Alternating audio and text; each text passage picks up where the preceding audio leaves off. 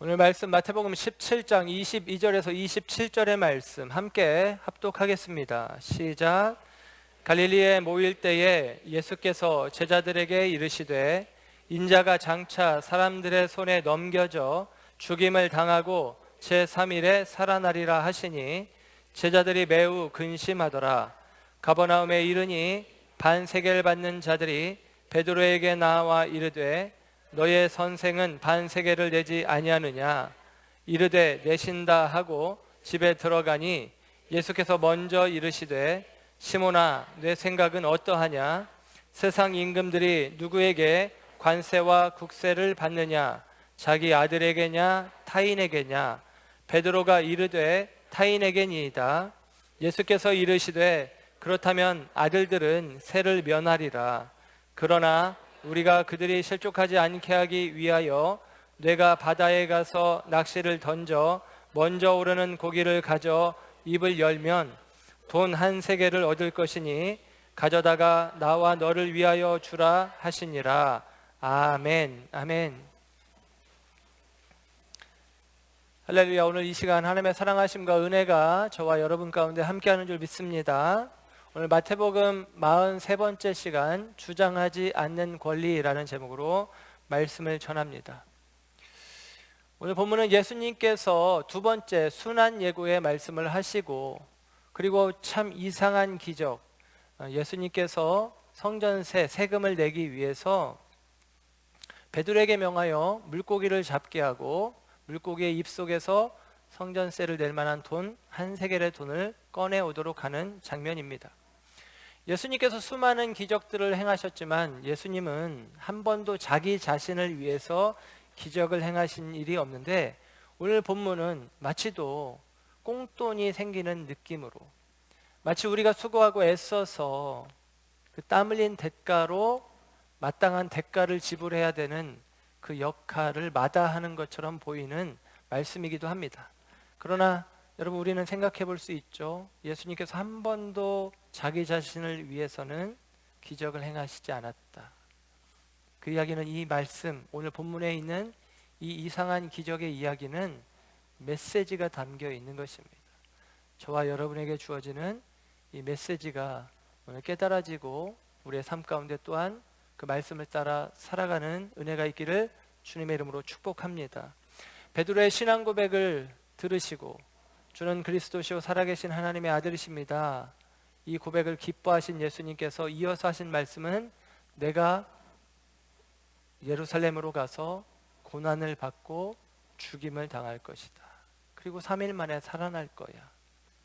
그 일 후에 변화산상에 올라서 하늘의 영광을 맛보게 하신 예수님께서 다시 산 아래 사람들에게 말하기를 나는 다시 예루살렘에 가서 죽고 그리고 3일 만에 살아나리라 이야기합니다. 이 두 번째 순환 예고가 오늘 본문 17장 22절 23절의 말씀이에요. 예수님께서 순환을 받고 죽임을 당하신다라는 이야기를 듣고 오늘 23절 끝에 제자들의 반응이 나오는데 매우 근심하더라라고 이야기합니다.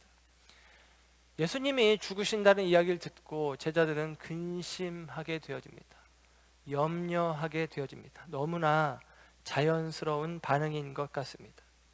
그런데 제자들에게 있어서는 앞에 있는 이야기는 들리고 뒤에 있는 이야기는 안 들리는 모양입니다. 내가 반드시 죽게 되어질 것이지만 3일 후에는 살아나게 될 것이다 라고 주님이 말씀하셨는데 제자들은 뒤에 있는 말은 염두에 두지 않고 생각하지 않고 듣지도 않고 앞에 있는 말씀 내가 죽는다라는 말에 그들의 마음을 온전히 사로잡히게 됩니다. 그리고 그들은 근심하게 되어지는 것이죠. 만약에 뒤에 있는 말도 그들이 마음에 담아두었다면 그들은 근심에서 멈추는 것이 아니라 아마도 깨닫지는 못했을 테니까 의문 속에 있었을 것입니다. 이런 질문을 했겠죠. 주님, 죽었다가 3일 만에 살아난다는 얘기가 뭡니까? 주님, 죽은 자가 살아날 수 있습니까? 주님, 그러면 예수님이 정말 3일 있다가 다시 살아난다는 이야기인가요? 예를 들면 이런 질문들을 할 수가 있잖아요. 그런데 그런 질문들에 대한 내용은 전혀 없고 앞에 있는 죽는다라는 말에만 사람들의 마음이 있는 것이죠. 우리의 신앙생활도 어쩌면 이런 모습입니다. 십자가와 부활은 늘 함께하는 것이죠. 그런데 우리는 십자가를 크게 듣고 부활을 작게 듣습니다. 그래서 신앙생활은 십자가야, 신앙생활은 힘들어, 신앙생활은 희생이 필요해 등등 우리는 십자가를 염두에 두고 신앙생활을 어려운 것으로, 두려운 것으로, 염려되는 것으로 생각하기도 합니다. 그러나 여러분, 주님은 분명히 말씀하셨어요. 내가 죽어야 하겠지만 3일 후에 살아나리라. 저와 여러분에게 주어진 신앙은 십자가의 요구가 있지만 부활의 생명도, 부활의 승리도, 부활의 소망도 우리 가운데 약속되었다라고 하는 사실이죠. 이것에 우리가 귀를 기울일 필요가 있다라고 하는 사실입니다. 저와 여러분이 십자가도 능히 감당해야 되겠지만 이 부활의 소망 속에 날마다 새 힘 얻으시기를 주님의 이름으로 축원합니다. 예수님의 일행이 가버나움에 오셨다라고 24절에 이야기를 해줍니다. 그 전에 예수님께서는 두로와 시돈 그리고 데가볼리 등등 이방인의 땅을 다니시면서 복음을 전하셨고, 그리고 예수님이 주로 활동하셨던 것으로 여겨지는 가버나움, 이 가버나움은 예수님께서 주로 활동하셨고 예수님의 제자들의 대부분은 이 가버나움 출신입니다. 그래서 이 가버나움이 예수님께서 많은 능력을 나타내신, 가장 오래 머무신 곳이 바로 가버나움, 이렇게 생각해 볼 수가 있습니다. 그곳으로 오신 거예요. 예수님께서는 이 가버나움에서 전에 있는 말씀을 보면 베드로 장모의 집에 들어가고 베드로 장모가 열병에서 고침받고 예수님을 수종 들고 하는 이야기를 보면서 짐작컨대 예수님이 베드로의 집에 거점을 삼아서 머무신 것이 아닌가, 그렇게 짐작을 합니다. 예수님과 베드로 또 제자들이 가버나움에 이방인 사역을 하고 돌아왔어요. 그랬는데 그 집에 기다리고 있었던 것이 하나 있는데 세금 고지서가 기다리고 있는 것입니다. 열심히 사역하고 왔는데 세금 내라, 이것이죠. 오늘 본문에는 24절에 반세겔 받는 자들이라고 하는 사람들이 등장해서 너희 선생님은 성전세를 반세겔을 내야 되는 거 아니냐라고 이야기를 해요. 그러니까 베드로는 아마도 반세겔을 내는 것을 거부감 없이 냈겠지만 예수님이 반세겔을 내야 되나 말아야 되나 하는 갈등이 잠깐 있었던 모양입니다. 그리고 베드로는 예수님을 위해서 세금 내실 거다, 그렇게 이야기를 했어요. 세금을 내실 것이다 라고 이야기를 합니다. 근데 여러분, 이 반세겔 받는 자들, 이들이 이제 이른바 성전세를 걷어들이는 사람들이거든요. 성전세는 로마에서 걷어들이는 세금과는 다른 것입니다. 유대인 공동체가 자치적으로 걷어들이는 세금이에요. 그러니까 예수님 시대에는 로마 제국 하에 있어서 로마 제국이 다스리고 있었던 때입니다. 우리나라는 참 이 성경의 배경이 가까운 일제강점기와 연결이 되어지기 때문에 굉장히 이해하기가 쉬운데, 우리가 예를 들면 악질 순사가 세금 걷어서 일본에게 갖다 바치는 형국으로 세리들은 세금을 걷어서 로마에 바치는 일들을 합니다. 그런데 그 로마에 바치는 세금 말고 히브리 백성들이 별도로 걷는 자발적인 세금이 있는데 그게 바로 성전세라고 하는 것입니다. 그래서 오늘 본문에 있는 성전세와 관련된 이야기는 다른 성경, 다른 복음서에는 그 내용이 나오지 않아요. 마태복음에만 나오는 거예요. 유대인들은 이 이야기를 알고 유대인들에게는 이 이야기가 의미 있게 들려지는 것입니다. 다른 마가복음이나 누가복음에는 이 이야기를 다룰 필요가 없어요. 그들에게는 해당되지 않는 이야기이기 때문입니다. 마태복음에만 이 이야기가 나오는 거예요. 유대인 공동체가 내야 되는 세금에 대한 문제입니다. 이 세금은 출애굽기 30장에 제일 먼저 이제 기록이 되어져 있는데, 이스라엘 백성들이 출애굽하여서 인구 조사를 합니다. 60여만 명의 장정들이 인구 조사가 되어지는데, 그 장정들, 남자로서는 20세 이상, 여자 빼고 아이 빼고 모든 남자, 그 남자들 가운데는 종이든지 자유자든지 아무 상관없이, 그리고 이방인들 가운데 그 무리에 들어온 사람들까지 다 포함해서 남자들은 성전세를 내도록 명령하고 계십니다. 그리고 그 명령에 반세계를 내라라고 이야기를 해요. 출애굽기 30장 말씀 가운데 보면 이 반세계를 이스라엘 자손에게 속전으로 내야 될 돈이라고 이야기를 합니다. 속전은 대속의 제물이라는 거예요. 대속 제물로 반세계를 내야 된다. 대속했다는 얘기는 죄값을 치렀다는 이야기고 생명값을 치렀다는 얘기입니다. 생명의 값을 반세겔로 정한 것입니다. 사람의 생명의 값을 반세겔로 정할 수는 없어요. 그 정도밖에 사람의 목숨값이 작은 것은 아닙니다. 그러나 하나님께서 반세겔을 내라라고 명령하심을 통해서 우리의 생명이 하나님께로부터 주어졌고, 출애굽 과정 가운데 특별히 유월절 사건을 통해서 죽었어야 될 우리가 살았다라고 하는 의미로 주님께서 우리에게 생명이 되어주셨다라고 하는 믿음의 고백으로 반세계를 내는 것, 믿음의 증거로, 생명의 주인이 하나님이라는 증거로 반세계를 내는 것을 증표로 삼아 내도록 하셨다라고 하는 사실입니다. 출애굽기 30장에 재밌는 내용은 이런 거예요. 출애굽기 30장 15절에 보면 너희들이 반세계를 내는데 부자라고 더 내지 말고 가난한 자라고 덜 내지 말아라 라고 이야기를 합니다. 부자도 반세겔, 가난한 사람도 반세겔. 하나님 앞에서는 모든 생명이 동일한 가치를 지니고 있는 것입니다.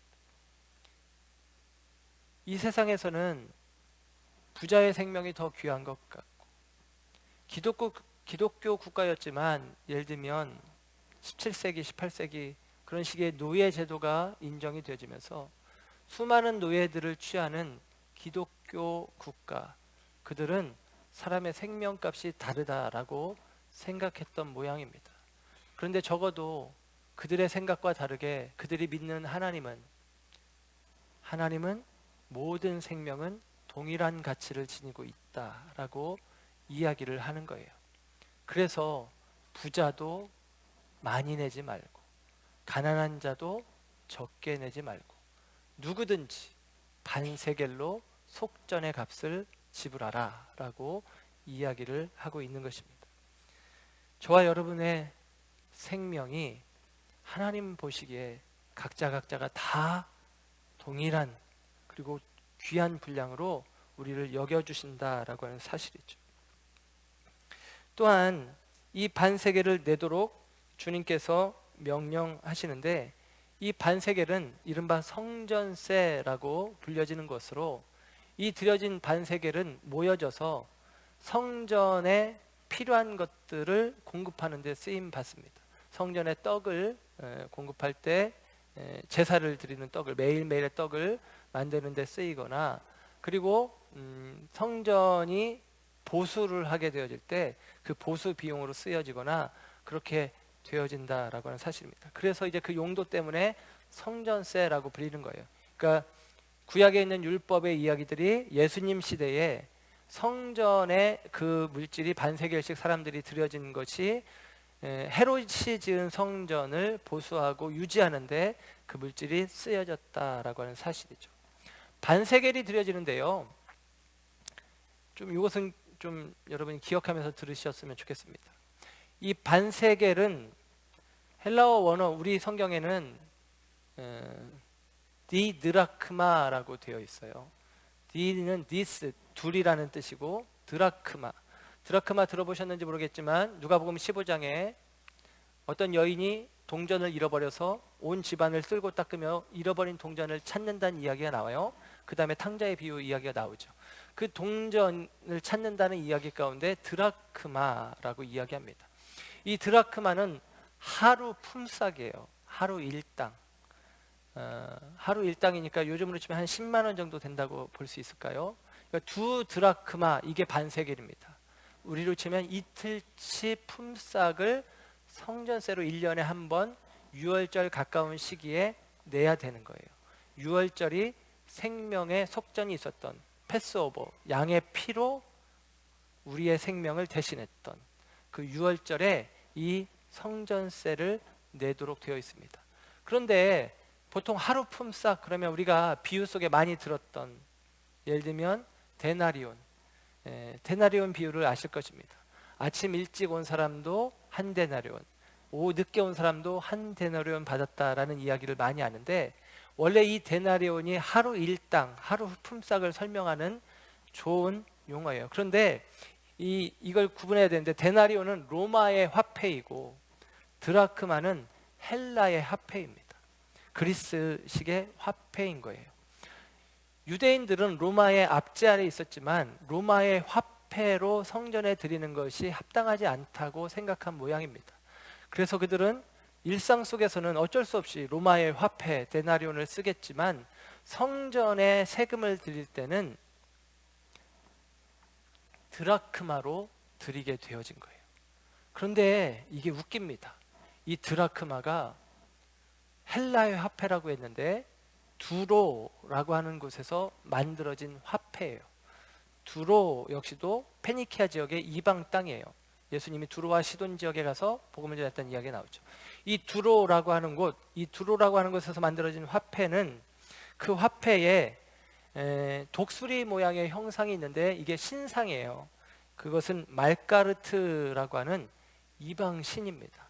그리스로 치면 헤라클레스 같이 힘 있는 용맹한 신을 상징하는 게 말가르트 신인데, 그 말가르트 신의 신상이 새겨져 있는 동전이 드라크마인데 그 드라크마를 하나님께 드리는 거예요. 이것은 율법적으로 잘못되어진 것입니다. 계명을 어기는 것이죠. 하나님의 형상을 만들지 마라. 하나님 앞에 우상을 두면 안 되는데 우상의 형상이 새겨진 드라크마를 가지고 성전세로 내고 있는 것이니까 이것 역시도 사실은 그릇되고 잘못되어진 것입니다.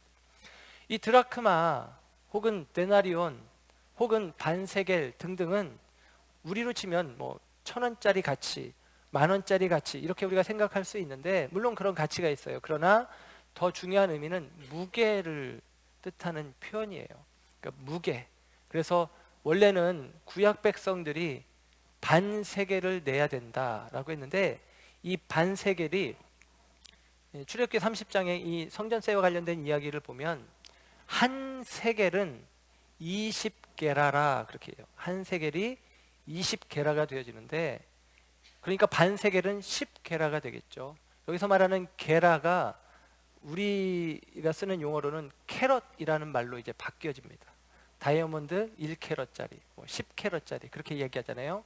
그래서 이 무게의 단위인데, 10게라에 해당하는 것이 반세겔인데 그게 5.7g이에요. 그러니까 6g 정도 되어지는 거예요. 은 6g.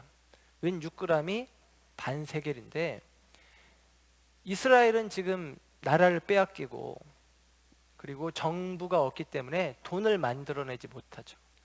그러니까 그 시대에 쓰여지는 돈을 어쩔 수 없이 써야 되는데 로마의 돈은 싫은 거예요. 데나리온을 안 쓰고 헬라 제국, 그리스 제국이 쓰던 드라크마를 쓰는데, 그 드라크마 2개라고 했는데 한 드라크마가 6g 정도의 무게가 되는 거예요. 그러니까 그람 수가 똑같으니까 하나님 앞에 반세겔을 드려야 되는데 6g짜리 드라크마 동전을 드리는 거죠. 그런데 두 드라크마라고 이야기를 죄송합니다. 이 드라크마 동전이 그것을 이제 드리는 것을 그들이 결정을 한 거예요. 이방 신상이 새겨져 있음에도 불구하고 반세겔을 드려야 된다는 율법의 요구가 있으니까 그 반세겔과 같은 무게에 해당하는 드라크마 동전을 드리는 것, 이것이 반세겔을 드리는 예수님 시대의 모습이었다라는 것입니다. 이것을 잠깐 기억하시면서 오늘 말씀을 이어서 이따가 다시 한번 설명을 드리겠습니다. 오늘 본문 속에 이 반세겔 받는 자들, 성전세 받는 자들이 베드로에게 와서 세금 내라는 것이죠.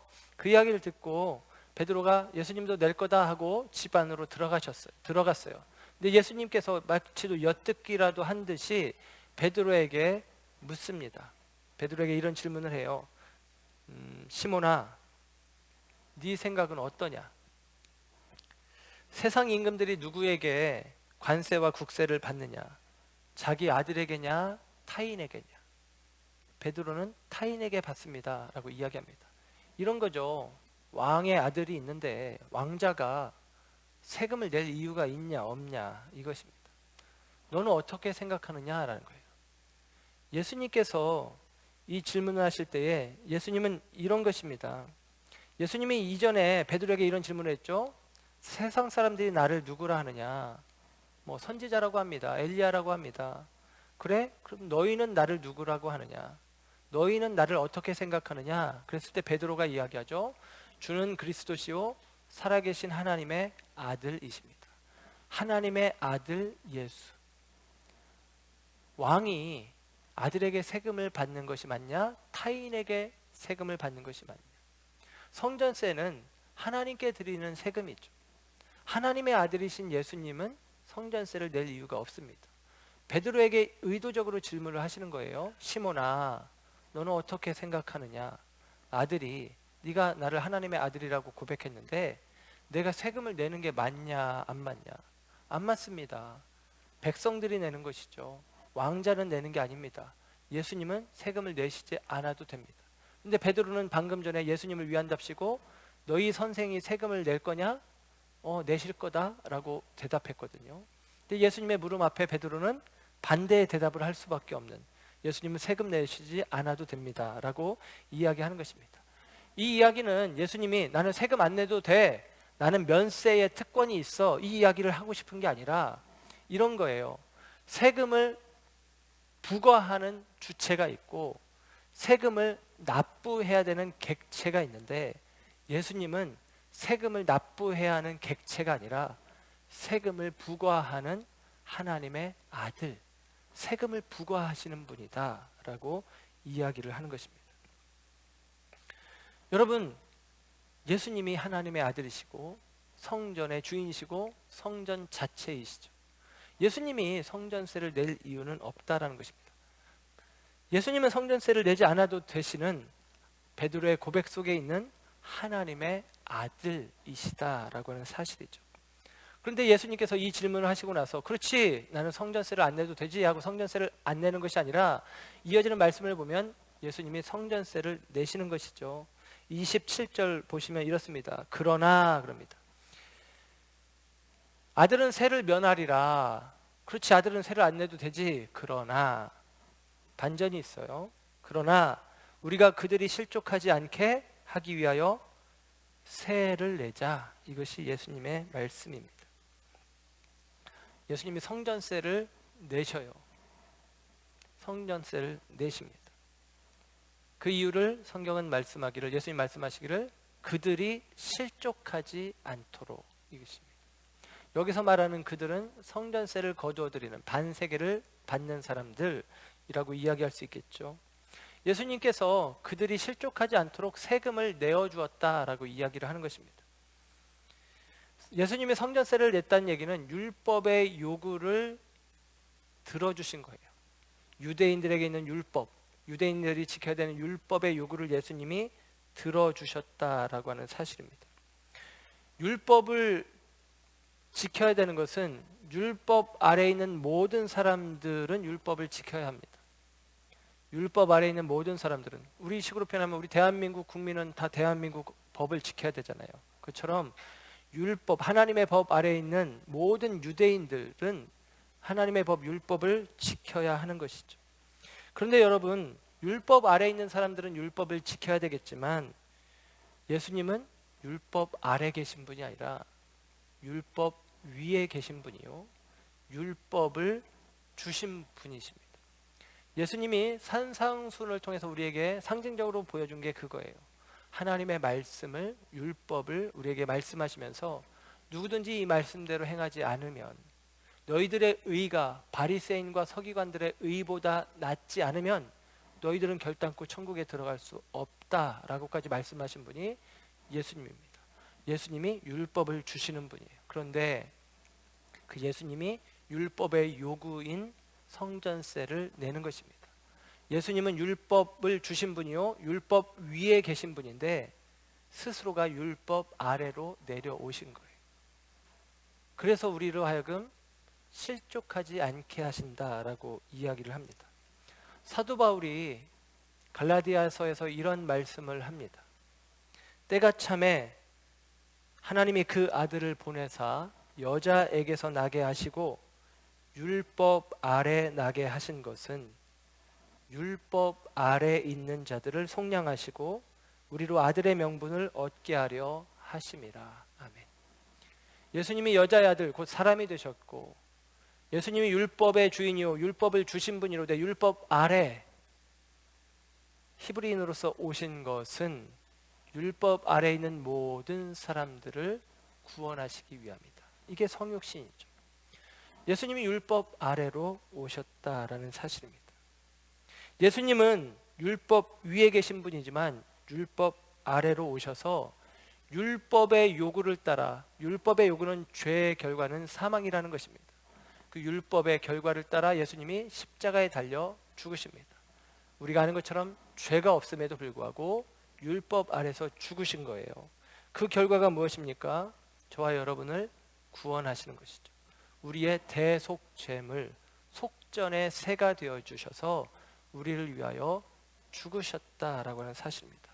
만약에 예수님이 율법 위에 계신 분이라면 예수님은 죽으실 이유가 없어요. 율법 아래에 있는 자만 율법의 판단에 의해서 죽임을 당하는 것입니다. 예수님이 율법 위에 계신 분이라면 예수님은 죽으실 이유가 없는 것이죠. 그러나 예수님은 율법 아래로 내려오셔서 율법을 통하여 당신이 우리를 위한 속죄 제물이 되어주셨다라고 하는 사실입니다. 또한 예수님이 성전세를 냈다는 얘기는 이거예요. 성전세는 성전을 보수하고 성전을 위해서 드려지는 세금이라고 했는데 예수님이 성전을 위하신다는 의미도 포함되어 있습니다. 특별히 예수님이 위하시는 성전은 심령 성전이에요. 진짜 헤롯이 지은 성전을 위해서 세금을 내는 것이 아니라 그 화려한 건물을 유지하기 위해서 세금을 내는 것이 아니라 세금 거들어 온 그 사람을 심령 성전으로 여겨주시고 그 영혼이 낙심하지 않도록 실족하지 않도록 하기 위해서 심령 성전을 위해서 예수님이 세금을 내어주시기로 결정하셨다라고 하는 사실입니다. 실족하지 않는다는 말이 헬라 원어로는 스칸달리조라는 말이에요. 스칸달리조는 장애물이라는 뜻입니다. 전에도 그런 말씀을 드렸는데요. 장애물, 걸려 넘어지는 게 장애물이죠. 예수님이 자신 때문에 그가 걸려 넘어지지 않도록, 옛날 개역 한글 성경에는 그래서 오해하지 않도록 그렇게 써 있어요. 오해하지 않도록, 아, 세금 안 내도 되는 거야? 그렇게 오해하지 않도록 주님께서 심령 성전이 상할까 염려하며 그를 위하여 세금을 내주었다라는 것입니다.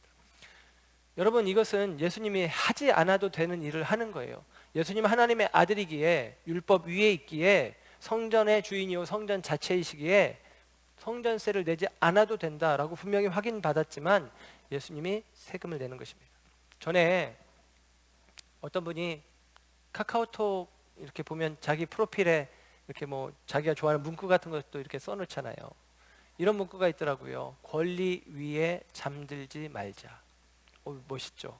권리 위에 잠들지 말자. 되게 멋있게 제가 봤어요. 근데 제가 그 말을 오해했더라고요. 이 권리 위에 잠들지 말자라는 말은 법어인데 법 쪽에서 쓰여지는 용어인데 그 풀 명칭은 이런 것입니다. 권리 위에 잠자는 자는 보호받지 못한다라고 하는 법어에서 나온 말이에요. 권리 위에 잠자는 자는 보호받지 못한다. 이 말은 권리 행사를 기한 내에 해야지 그 기한이 지나가면 권리를 상실하게 될 수도 있다. 그러니까 권리 행사를 하고 싶으면 권리 위에 졸거나 잠들지 말고 이런 거죠. 자기 권리는 자기가 찾아야 된다. 이런 얘기더라고요. 저는 처음에 오해했어요. 권리 위에 잠들지 말자를 권리를 포기해야 된다. 그런 얘기로 와, 너무 멋진 말이다라고 생각했는데 법적인 용어를 가만히 살펴보니까 권리를 찾아라. 권리를 스스로 찾지 않으면 나중에는 권리를 행사할 수 없다. 그분이 손해사정사거든요. 그래가지고 사고 나면 빨리 제 몫을 챙겨라, 그런 느낌이더라고요. 그래서 내가 좋게 봤는데 그런 의미가 아니었구나. 근데 여러분, 세상의 원리는 그거예요. 권리 위에 잠들면 보호받지 못하고 권리를 빼앗길 수 있다. 그러니까 네 밥그릇 네가 챙겨. 이것이 세상의 원리라면 성경의 원리는 반대죠. 그 권리 위에 잠들지 마라. 그 권리 위에 안주하지 마라. 그 권리를 누리려 그것을 취하지 마라. 그것이 우리에게 주어진 요구입니다. 예수님은 자신에게 주어진 권리를 스스로 포기하는 방식으로 심령 성전을 세우기를 원하셨던 거예요. 오해하지 않도록, 실족하지 않도록, 넘어지지 않도록. 사도 바울이 고린도 교회에서 사역할 때에, 고린도 교회에서 사역하고 떠났을 때 고린도 교회 이단 거짓 교사들이 와서 사도 바울을 모함하는 이야기들이 들립니다. 그는 사도가 아니라서, 그는 자기가 전한 것에 자신감이 없어서 너희들에게 도움을 청하지 않고 물질을 요구하지 않았다라는 것이죠. 자기가 자신감이 있었으면 뭔가 마땅히 요구했을 텐데 요구하지 않는 거 보니까 자신이 없었던 모양이다 라고 이야기를 해요. 그 이야기를 듣고 나중에 사도 바울이 편지를 통해서 고린도전서 9장에 그 일에 대해서 해명을 합니다. 제가 세번역 성경으로 9장에 있는 내용을 읽어드릴 거예요. 귀 기울여 들여보십시오. 여러분, 내가 자유인이 아닙니까? 사도가 아닙니까? 내가 우리 주 예수님을 보지 못했습니까? 내가 주님을 위해 일한 결실이 바로 여러분이 아닙니까? 내가 다른 사람에게는 사도가 아닐지라도 적어도 여러분에게는 사도입니다. 주님을 믿는 여러분이 내가 사도라는 것을 증거하는 표가 되기 때문입니다. 나를 비판하는 사람들에게 나는 말합니다. 우리에게 먹고 마실 권리가 없습니까? 다른 사도들과 주님의 형제들과 베드로처럼 우리에게도 믿는 아내를 데리고 다닐 권리가 없겠습니까? 어찌 나와 바나바에게만 일하지 않고 먹을 권리가 없겠습니까? 자기 비용으로 군대 생활을 할 사람이 어디 있습니까? 포도원을 만들고 포도를 먹지 않을 사람이 누굽니까? 양을 기르는 사람치고 그 젖을 먹지 않을 사람이 누굽니까? 내가 사람의 견지에서만 이것을 말합니까? 율법도 이것을 말하고 있지 않습니까? 모세 율법에는 곡식을 밟아 떠는 소의 입에 망을 씌우지 마십시오라고 기록되어 있습니다. 이것은 하나님이 소를 염려해서 하신 말씀입니까? 전적으로 우리를 위해서 하신 말씀이 아닙니까? 그렇습니다. 이것은 우리를 위해 기록된 것입니다. 밭가는 사람이나 타작하는 사람은 제 몫을 받을 희망을 가지고 일합니다. 여러분에게 영적인 씨앗을 뿌린 우리가 물질적인 수확을 거둔다고 해서 이것을 지나친 일이라고 할 수 있겠습니까? 다른 사람들이 여러분에게 이런 권리를 가졌다면 우리에게는 더욱 큰 권리가 있지 않겠습니까? 그러나 우리는 이 권리를 쓰지 않았고 오히려 그리스도의 기쁜 소식을 전하는 일에 조금이라도 지장이 될까 봐 모든 것을 참아왔습니다. 이렇게 이야기합니다. 이해가 되시죠? 이해가 안 되면 다시 설명을 해도 네, 나도 권리가 있다. 근데 복음에 지장이 될까 봐, 오해할까 봐 참았다. 나 권리가 있지만 그 권리 너희들을 위해서 포기했다. 그런데 이제 와서 의심하냐? 이런 이야기인 것이죠. 여러분, 바나바는 그들이 고린도 교회를 섬기면서 영적인 씨앗을 뿌렸기 때문에 육적인 것들을, 물질의 것들을 받을 분명한 자격이 있었습니다. 권리가 있었죠. 그러나 그것을 스스로 포기했다는 것입니다. 이 복음이 조금이라도 거리껴질까 봐, 이 복음이 조금이라도 오해받을까 봐. 이게 바울의 마음입니다. 오늘 예수님께서는 하나님의 아들이시고 그분은 성전세를 내지 않아도 타당하신 분이지만 세금을 내신다라는 것입니다. 여러분, 염려하지 말 것은 하나님께서 우리를 책임져 주신다라는 것이죠. 요한복음 2장에 보면 예수님이 성전 정화 사건이라고 해서 예수님이 성전에 들어갔더니 장사치들이 있는 거예요. 소와 양을 파는 사람들이 있고 돈을 바꿔주는 사람들이 있습니다. 이 돈을 바꿔주는 사람들이 오늘 이 성전세와 관련되어서 있는 사람들입니다. 로마의 화폐 데나리온을 가져오면 헬라의 화폐 드라크마로 바꿔주는 것이죠. 그러면서 그 안에서 환전 비용을 뜯어가는 사람들인 것입니다. 그것들을 주님이 기뻐하시지 않고 성전을 뒤집어 엎는 일들을 하십니다. 예수님께서 그 성전에 들어가서 노끈으로 채찍을 만들어서 짐승들을 쫓아내고 그리고 환전하는 판을 뒤집어 엎고 하는 걸 보며 이 사람들이 예수님에게 화를 내며 이야기합니다. 네가 무슨 권한으로 이런 일을 하느냐라는 것이죠. 우리는 대제사장이 허락한 판매 증서가 있다. 너는 근데 무슨 권세로 이런 일을 하느냐? 너에게 무슨 표적이 있냐? 무슨 증거가 있느냐라고 이야기를 해요. 그때 예수님께서 이런 말씀을 하십니다. 이 성전을 헐어라. 내가 사흘 만에 다시 짓겠다. 요한복음 22장 21절은 이렇게 이야기합니다. 그러나 예수는 성전된 자기 육체를 가리켜 말씀하신 것이라. 사람들이 예수님의 말씀을 듣고 야, 지금 이 헤롯 성전은 46년 동안 지어진 성전인데 이 성전을 네가 3일 만에 짓는다고? 그게 말이 되느냐? 근데 성경은 얘기하는 거예요. 이 성전은, 예수님이 말씀하신 성전은 자기 몸을 가리키는 것이다. 예수님이 죽고 예수님 3일 만에 다시 부활할 것을 말씀하셨다라고 하는 사실이죠. 사랑하는 여러분, 예수님께서는 성전 되신 분입니다. 그리고 그 성전이 허물어지는 죽으심을 경험하게 됩니다. 예수님은 그럴 이유가 없어요. 예수님은 하나님의 아들이십니다. 하나님의 아들이시기에 그는 하늘 보좌에 앉아 계시면 됩니다. 땅에 내려오실 필요가 없죠. 변화산상의 영광처럼 예수님은 영광 가운데 거하시는 분입니다.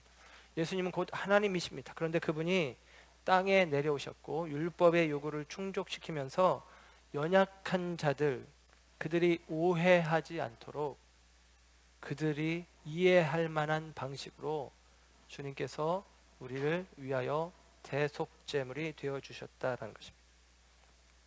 저와 여러분을 위해서 하늘을 버리고 마땅한 하나님의 자리를 내어버리고 권리를 포기하고 우리 가운데 오셨다는 것이죠.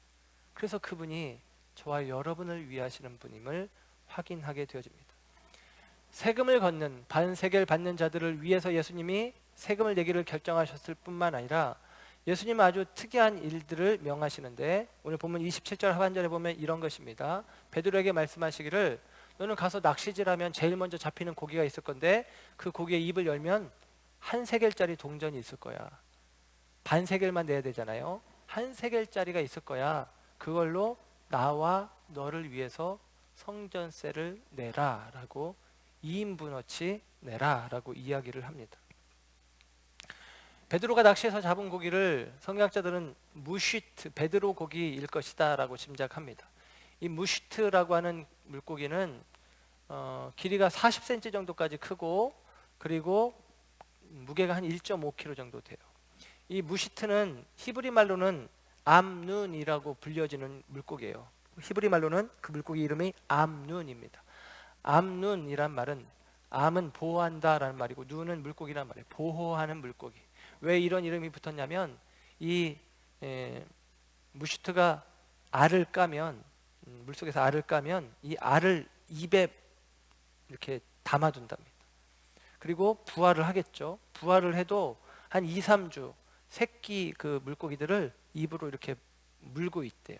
그러니까 보호하는 차원에서 이렇게 물고 있는 것이죠. 그러다가 이 새끼들이 좀 크면 계속 같이 물고 있을 수 없으니까 이제 떠나보내게 되죠. 근데 입 안에 새끼들을 떠나보내고 나면 입이 허전해서 이 무시트라는 물고기가 그 비늘이 굉장히 반짝이는 비늘인데 호숫가에 갈릴리 호숫가에 예를 들면 바닥에 떨어져 있는 반짝이는 어떤 금속이나 그런 게 있으면 그걸 입에 삼킨답니다. 그래서 종종 실제로 이 무시트 물고기 속에서는 금속이나 동전이나 반지나 그런 것들을 물고 있는 물고기들을 어부들이 만나기는 횡재하는 거죠. 그렇다면 그런 경우들이 있기도 하다라고 합니다. 예수님이 물론 그런 물고기 아니더라도 예수님이 충분히 일을 하실 수 있겠지만 예수님이 첫 번째 잡히는 물고기 속에 한 세겔이 있을 거야 라고 이야기를 하죠. 여러분, 이 한 세겔은 이 드라크마, 이 드라크마가 말하자면 반 세겔인데 4 드라크마짜리가 한 세겔이에요. 근데 이 4 드라크마짜리가 스타테르라는 말로 오늘 27절에는 한 세겔이라는 말로 나와요. 이 의미가 있는데요. 한 사람은 반 세겔을 바치면 되는데 로마 제국하에 이 드라크마는 두 드라크마가 반 세겔이랑 같은 무게니까 두 드라크마를 개인적으로 내면 되는데 유대인들이 원래 냈던 물질에서는 반 세겔짜리가 없는 거예요. 바꿔 말하면 반 세겔 거슬러 주는 게 없어서 한 세겔을 내는 것입니다. 한 세겔을 낼 때는 어떤 방식이냐면 두 사람 몫을 늘 내는 거예요. 두 사람의 몫을 늘 내도록 그렇게 이제 구조가 되어 있는 것이죠. 반 세겔로 낼 수 없고 한 세겔로 내는 것입니다. 여러분, 이 말의 의미는 이런 의미가 아닐까 하는 생각을 해봅니다. 반 세겔은, 반이란 얘기는 온전치 않다는 얘기잖아요. 온전한 게 하나인데 반을 내는 것이죠. 근데 반 세겔로 받지 않고 한 세겔로 받는데 내 몫은 반 세겔이란 말이죠. 근데 나머지 반 세겔이 합쳐져야 한 세겔로 두 사람의 몫을 내는 것입니다.